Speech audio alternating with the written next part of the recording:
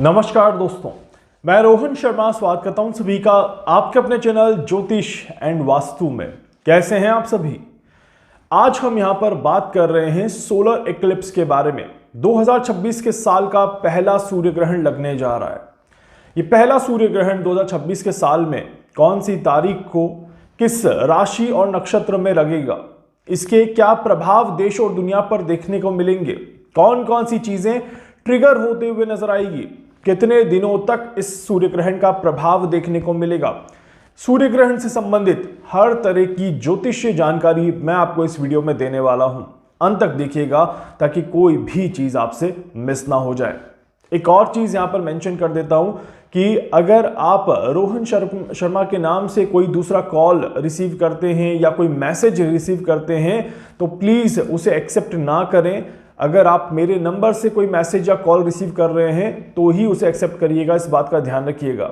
और fake profile से, fake user से, फेक दूसरे लोगों से बचने की कोशिश करिएगा, क्योंकि मैं जो भी जानकारी आप सभी को देता हूं ये वैदिक ज्योतिष के ऊपर आधारित जानकारी होती है। इसे कैलकुलेट करने में बहुत ज़्यादा समय लगता है और उसके बाद एक सही जानकारी आप तक देने का प्रयास करता हूं। बहुत सारे लोग हैं जो कॉपी पेस्ट कर रहे हैं और बहुत सारे लोग हैं जो इस जानकारी का गलत फायदा भी उठा रहे हैं। मैं सबको रोक नहीं सकता, बट आपसे रिक्वेस्ट जरूर कर सकता हूं कि आप थोड़ा सा ध्यान जरूर रखिएगा। चलिए बात करते हैं सोलर इक्लिप्स के बारे में, डिकोड करते हैं इस सोलर इक्लिप्स को कि किस तरह से ये अपना प्रभाव देता हुआ नजर आएगा। ये आप सभी को एक बिल्कुल पूरी तरह से नया वीडियो लगेगा, क्योंकि YouTube पर अभी तक सोलर इक्लिप्स के बारे में कोई ज्यादा जानकारी नहीं है। किसी ने इतना डिटेल्ड डिस्क्रिप्शन आपको नहीं दिया होगा जो मैं आपको देने का प्रयास कर रहा हूं। सबसे पहले तो बात करते हैं कि कौन सी तारीख को ये सोलर इक्लिप्स लगने वाला है। 17 फरवरी 2026, 17 फरवरी 2026 को ये सूर्य ग्रहण हम सभी को देखने को मिलेगा। सूर्य ग्रहण का प्रभाव बहुत छोटे एरिया में देखने को मिलेगा।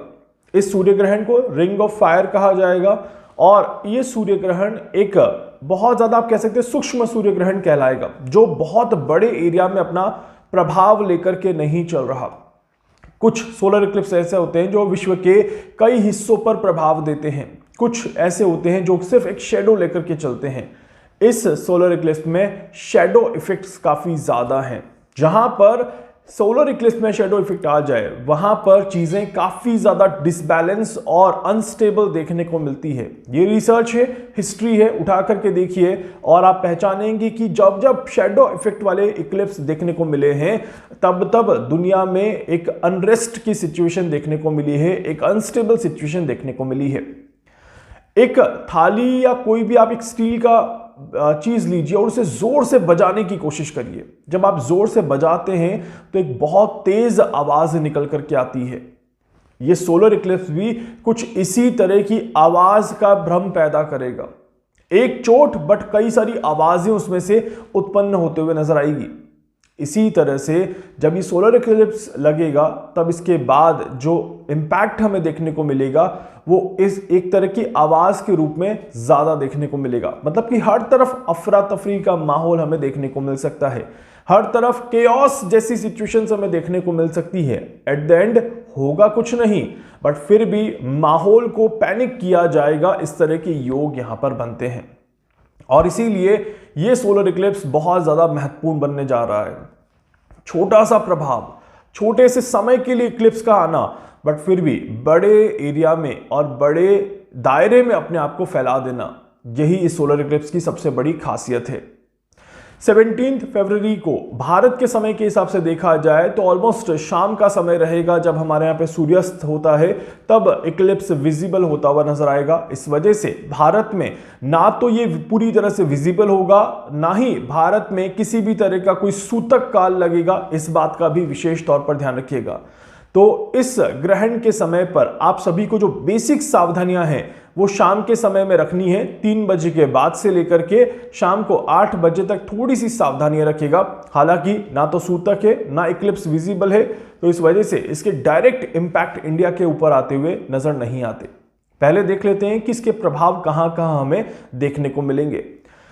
ये जो डायरेक्शन की अगर मैं बात करूं तो ये जो ग्रहण रहेगा ये दक्षिण दिशा को कवर करता हुआ नजर आएगा।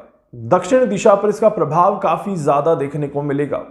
दक्षिण दिशा के साथ ही अमेरिका के कुछ हिस्सों में उसमें भी दक्षिण का पार्ट थोड़ा सा ज्यादा अफेक्ट होता हुआ नजर आएगा।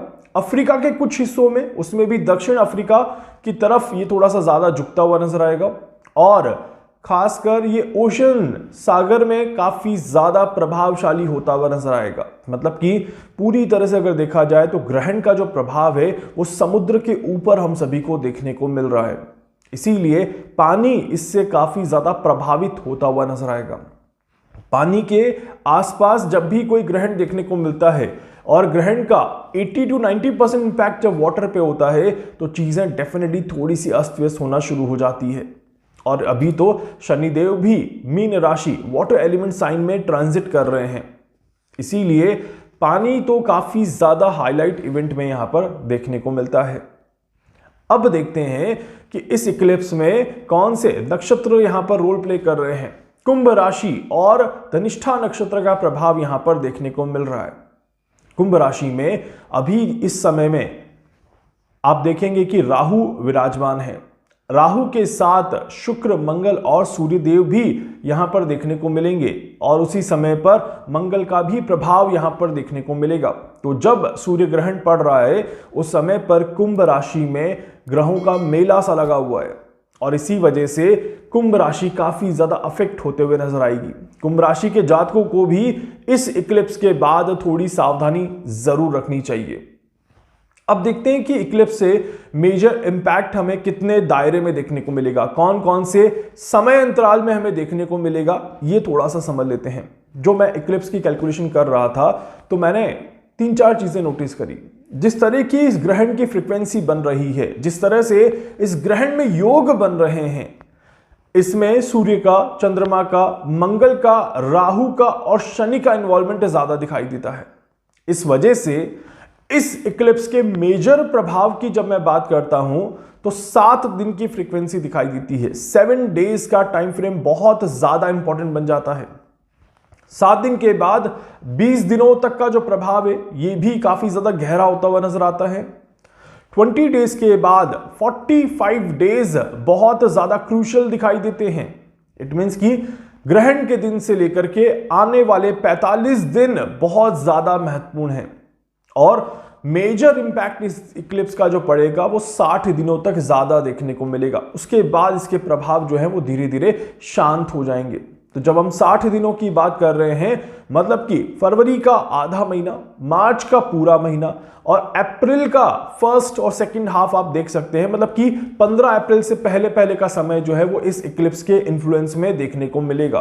तो यहां पर हम बड़े आराम से कह सकते हैं कि मार्च और अप्रैल एक सेंसिटिव जोन के पीरियड में आ जाते हैं बिकॉज ऑफ दिस ग्रहण योगा। और इस ग्रहण योग की वजह से हम सभी को इस पर्टिकुलर समय में, चाहे हमारे कंट्री पर इक्लिप्स का प्रभाव पड़ रहा हो या नहीं पड़ रहा हो, फिर भी काफी ज्यादा ध्यान देने की जरूरत है। पूरे विश्व में इस ग्रहण की वजह से कौन कौन सी चीजें काफी ज्यादा हाईलाइट हो सकती हैं, कौन कौन सी चीजों पर इसका प्रभाव ज्यादा देखने को मिल सकता है, इसे थोड़ा सा समझ लेते हैं। वैदिक ज्योतिष को जब हम ध्यान से देखते हैं, जब हम अध्ययन करते हैं, तो यहां पर क्योंकि ग्रहण के समय पर कुंभ राशि में कई सारे ग्रह एक साथ देखने को मिल रहे हैं, इसी के साथ साथ केतु का सीधा संबंध इस ग्रहण में देखने को मिल रहा है। ग्रहों में बहुत ज्यादा परिवर्तन बड़े मेजर तौर पे नहीं हो रहे, मतलब कि जस्ट इक्लिप्स के बाद बड़े ग्रहों के राशि परिवर्तन देखने को नहीं मिल रहे। इस वजह से थोड़ा सा स्टेबल स्ट्रक्चर यहां पर हमें बनता हुआ दिखाई दे रहा है और ये एक तरह से शैडो इफेक्ट में काउंट होगा, जैसे मैंने बताया। मतलब कि यहां पर शुरुआत होगी किसी चीज की, केओस क्रिएट होगा और केओस क्रिएट होने के साथ ही पब्लिक थोड़ा सा परेशान होते हुए नजर आएगी, परंतु मेजर कोई बड़े ड्रास्टिक चीजें यहां पर देखने को नहीं मिलती। मतलब कि ये किसी भी तरह के वर्ल्ड वॉर को इंडिकेट करने वाला इक्लिप्स नहीं दिखाई देता, ये किसी भी तरह के ग्लोबल क्रैश को इंडिकेट करने वाला इक्लिप्स नहीं दिखाई देता। मार्केट में परिवर्तन आ सकते हैं पर बाजार पूरी तरह से ठप हो जाए, पूरी तरह से क्रैश कर जाए, इस तरह के योग नहीं दिखाता। तो यहां पर बाजार की क्योंकि बात चल रही है, डेफिनेटली इस इक्लिप्स के बाद बाजार में बड़े उतार चढ़ाव हमें देखने को जरूर मिलेंगे, मतलब कि कुछ क्रैश पॉइंट्स यहां पर जरूर बन सकते हैं, कुछ सडन स्पाइक और सडन डाउनफॉल मार्केट में यहां पर जरूर देखने को मिल सकता है। इस तरह के योग बनते हैं। ये जो इक्लिप्स रहेगा ये मेटल सेक्टर को प्रभावित करता हुआ नजर आता है, इसीलिए मेटल सेक्टर काफी ज्यादा हाईलाइटेड रहेगा आने वाले कुछ दिनों में। इस तरह के भी योग ये दिखाता है। मेटल सेक्टर के अलावा गैस एंड ऑयल इंडस्ट्रीज भी इस समय पर काफी ज्यादा इंपॉर्टेंट रोल प्ले करते हुए नजर आएगी। आने वाले 60 दिन 60 डेज मेटल इंडस्ट्रीज के लिए, ऑयल एंड गैस इंडस्ट्रीज के लिए बहुत महत्वपूर्ण होने वाले हैं। तो यहां पर शेयर मार्केट में इनसे जुड़े हुए शेयर्स में काफी ज्यादा परिवर्तन हमें देखने को मिल सकते हैं। इस तरह के योग बन रहे हैं। इसी के साथ साथ जब हम और आगे देखते हैं तो इस इक्लिप्स का प्रभाव जो है ये इकोनॉमिकल स्ट्रक्चर पर भी देखने को मिलता है, मतलब कि किसी न किसी कंट्री में करेंसी को लेकर के कोई बहुत बड़ा विवाद उत्पन्न हो जाए, करेंसी को लेकर के जैसे ब्रिक्स की बातें चल रही है, कुछ और बातें तेज हो जाए, इस तरह के योग बनते हैं। किसी कंट्री में बैंकिंग सेक्टर में कोई बहुत बड़ा रिवोल्यूशन क्रिएट हो, कोई बहुत बड़े चेंजेस देखने को मिले, इस तरह के भी योग यहां पर बनते हैं। बैंकों के घोटाले यहां पर सामने आते हैं। बैंक अगर छिप करके कोई काम कर रहे हैं तो वहां पर कोई क्राइम अगर बैंक में हो रहा है तो वो बाहर निकल के आता है, ऐसे भी योग दिखाई देते हैं। इसके अलावा इस समय में ग्लोबल इकोनॉमिकल इक्वेशंस में कुछ नई विचारधाराएं उत्पन्न होती हैं और नई विचारधाराओं को जन्म दिया जाता है, जिससे कि दुनिया में एक नई तरह की सोच उत्पन्न होती है। यह समय डिजिटल पेमेंट सिस्टम में खराबी लाने का दिखाता है, मतलब कि कहीं ना कहीं सर्वर डाउन हो सकते हैं, सर्वर क्रैश कर सकते हैं और पेमेंट सिस्टम में कोई परेशानी देखने को मिल सकती है। इस तरह के योग बनते हैं। एक तरफ जहां पर किसी कंट्री में डिजिटलाइजेशन को अपनाया जाएगा, वहीं दूसरी तरफ किसी जगह पर कोई परेशानी क्रिएट हो जाए तो भी बिल्कुल पॉसिबल दिखाई देता है। इसीलिए ये समय इकोनॉमिकल अवेयरनेस का समय बन जाता है, जहां पर आप सभी को फाइनेंशियली अपने आप को पूरी तरह से स्टेबल रखने की जरूरत है। इस समय में फाइनेंशियली अपने आप को अनस्टेबल रखना इस बड़े परेशानी के दौर में अपने आप को आगे बढ़ाने का समय बनता है। तो ये हो गया हमारा इकोनॉमिकल स्ट्रक्चर पूरा। इसमें एक और चीज मैं यहां पर आपको मेंशन कर देता हूं कि वेल्थ को लेकर के भी, मतलब कि आपकी बचत को लेकर के भी सरकार द्वारा कुछ नई योजनाएं लागू करी जा सकती है, या सरकार किसी तरह से जनता को खुश करे, इस तरह के भी योग दिखाई देते हैं। एंड यहां पर करेंसी मूवमेंट काफी ज्यादा देखने को मिलता है, मतलब कि मार्केट में आप देखिएगा यूएस और रुपए की फाइट थोड़ी सी और बढ़ते हुए नजर आएगी। इस तरह के योग बनते हैं और कुछ सडन चीजें सरकार द्वारा अनाउंस कर दी जाए जो जनता को शॉक कर दे तो भी यहां पर दिखाई देते हैं। इसके अलावा इसका प्रभाव जो है मेटल प्राइस मैंने आपको ऑलरेडी बता दिया, इसके फ्लक्चुएशन पे देखने को मिलता ही मिलता है। तीसरा इसका प्रभाव जो है वो टेक्नोलॉजी के शेयर्स के ऊपर देखने को आपको मिल सकता है। टेक्नोलॉजी का मार्केट काफी ज्यादा हाईलाइट हो सकता है। सडनली किसी कंट्री में ले ऑफ शुरू हो जाए, बड़े लेवल पे ले ऑफ देखने को मिले तो भी यहां पर बिल्कुल पॉसिबल है। और क्रिप्टो करेंसी में भी बहुत मेजर फाइनेंशियल शिफ्ट यहां पर देखने को मिलते हैं। इसीलिए मार्केट के लिए तो ये पूरी तरह से अनस्टेबल समय बन जाता है। इसके अलावा क्या कोई बड़ा मेजर नेचुरल कैलेमिटीज या अर्थक्वेक हमें देखने को मिलेगा? देखिए, जिस तरह की कैलकुलेशन मैंने करी है, भूकंप की घटनाएं देखने को मिलती है, पर ये पानी के अंदर के भूकंप ज्यादा दिखाई देते हैं, मतलब कि सुनामी के अलर्ट आ सकते हैं, इसमें कोई दो राय नहीं है। मैं भूकंप की वजह से बहुत बड़ा विनाश नहीं देख रहा, भूकंप की वजह से बहुत बड़ा नुकसान नहीं दिखाई देता। इस वजह से इस समय में किसी बड़े भूकंप की आशंका नहीं देखी जाती और इसी के साथ साथ इस समय में किसी वोल्केनिक इफेक्ट की भी आशंकाएं बहुत ज्यादा नहीं देखी जाती। ये जरूर है कि प्रेशर जरूर क्रिएट होगा, स्ट्रेस जरूर बनेगा और पृथ्वी में कहीं ना कहीं हलचल पैदा जरूर होगी, छोटे छोटे भूकंप के झटके जरूर देखने को मिलेंगे, पर पानी में सुनामी अलर्ट जरूर देखा जा सकता है। हवाओं का रुख तेज हो सकता है और हवाएं बहुत ज्यादा डिस्टरबेंस क्रिएट कर दे, तूफान की संभावनाएं यहां पर जरूर बनती हैं, इसको हम मना नहीं कर सकते।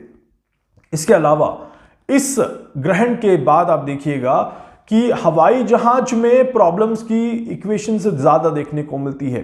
इस ग्रहण के बाद से लेकर के आने वाले 60 दिनों तक अगर आप देखेंगे तो हवाई दुर्घटना या हवाई इंजन में खराबी होना, किसी तरह की तकनीकी खराबी होना, किसी तरह से हवाई जहाज में कोई प्रॉब्लम होना, तो इस तरह के केसेस काफी ज्यादा बढ़ जाएंगे। इमरजेंसी लैंडिंग्स आपको काफी ज्यादा देखने को मिलेंगी और एविएशन सेक्टर में भी बहुत बड़ी हलचल यहां पर देखने को मिलती है।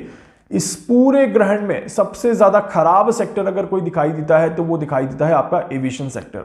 एविएशन सेक्टर के लिए यह ग्रहण बिल्कुल भी अच्छा नहीं दिखाई देता। किसी तरह के पक्षी का जहाज से टकरा जाना या फिर किसी तरह की इमरजेंसी लैंडिंग और अफवाहों का दौर चलना कि प्लेन में कुछ ऐसा है वैसा है, बॉम्ब है या किसी तरह की कोई अफवाहें यहां पर जरूर देखने को मिलती हैं।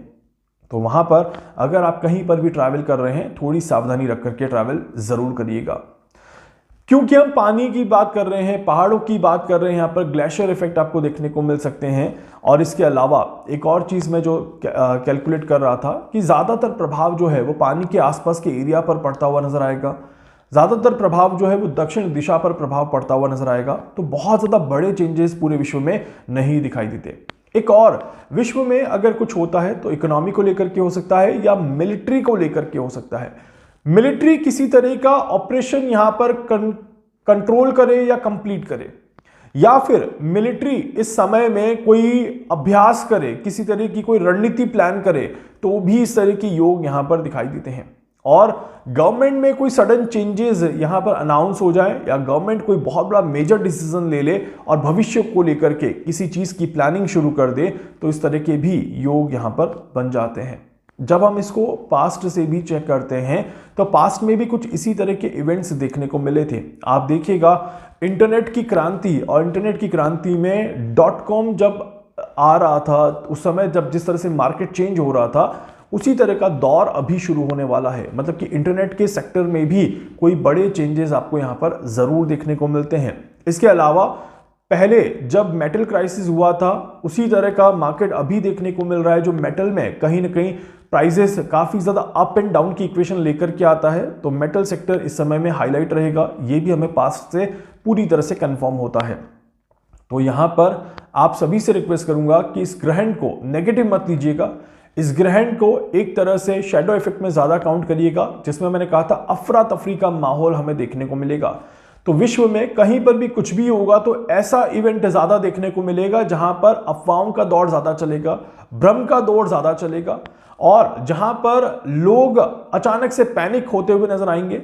सडन एक्सीडेंट यहां पर देखने को मिलते हैं, टेक्निकल फेलियर यहां पर देखने को मिलता है, और कुछ आप कह सकते हैं कि सिस्मिक स्पाइक जिसको हम कहते हैं, जमीन के अंदर परतों का अचानक से खिसकना देखने को मिल सकता है, या फिर कुछ छोटे लेवल पे मिलिट्री मूवमेंट यहां पर जरूर देखने को मिल सकते हैं। उम्मीद करता हूं हर तरह की जानकारी मैंने आप सभी को देने की कोशिश करी है और आप सभी ने इस जानकारी को समझ भी लिया है कि आखिर इस ग्रहण पर हमें क्या देखने को मिलेगा।